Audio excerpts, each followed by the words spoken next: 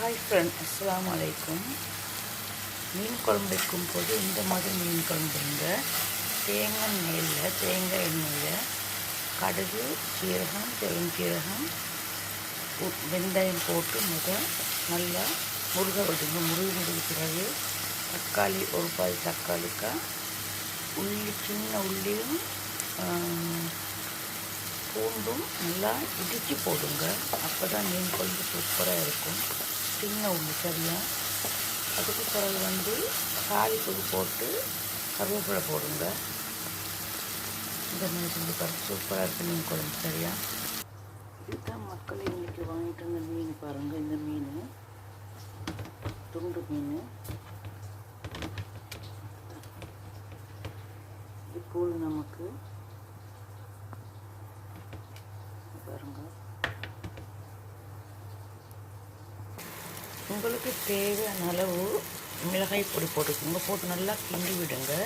நான் அரை ஸ்பூன் போட்டிருக்கேன். மிளகாய் பொடி, மிளகாய் யாரும் சாப்பிட மாட்டோம், ரொம்ப காரம் சாப்பிட மாட்டாங்க. உங்களுக்கு காரத்துக்கு எப்படி நீங்கள் போடுவோம் மிளகாய் பொடி சரியா. உங்களுக்கு தேவையான அளவு தண்ணி ஊற்றிக்கோங்க.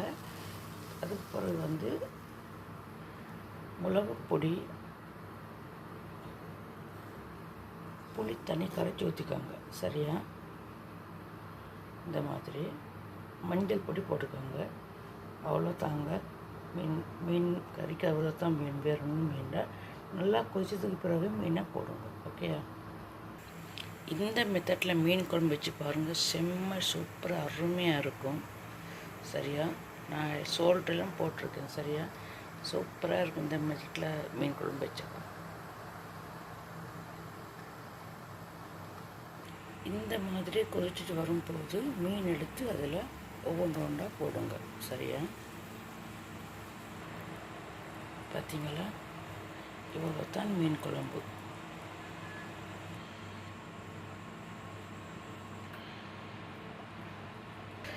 என்னுடைய சமையல் ரெசிபி முதலே பார்க்குறவங்க சப்ஸ்கிரைப் பண்ணுங்கள், பெல்லைக்கு கிளிக் பண்ணுங்கள். அப்போ தான் நான் போடுற ஒவ்வொரு வீடியோ உங்களுக்கு சேரும் சரியா.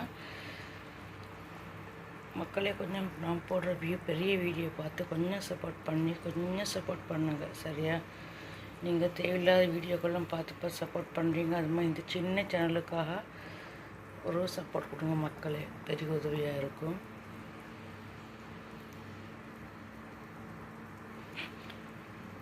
இந்த மாதிரி மீன் குழம்பு வச்சா பிள்ளைங்கள்லாம் விரும்பி கேட்டு சாப்பிடுவாங்க. ஏன்னு சொன்னால் காரம் இல்லை, காரம் ஏற்றல நீங்கள் போட்டுக்கோங்க. நான் காரப்போட்டு சமைக்கணும், பிள்ளைங்க சாப்பிட மாட்டாங்கனால. ஓகே,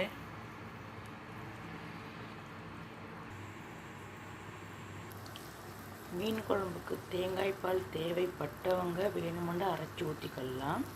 நான் வேலை செய்கிற வீட்டில் உங்களுக்கு தேங்காய் பால் வேணும்னால நான் தேங்காய் அரைச்சி ஊற்றிருக்கேன் பாருங்கள். இது சூப்பராக இருக்கும் இந்த குழம்பு பாருங்கள். நான் தேங்காய் அரைச்சி ஊற்றிருக்கேன்.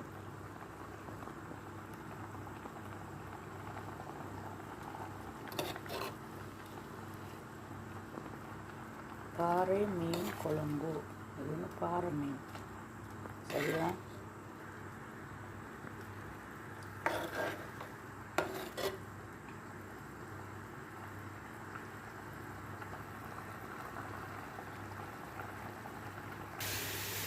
ஓகே மக்களே, இன்னொரு வீட்டில் சந்திக்கும் வரை விடைபெறுகிறேன்.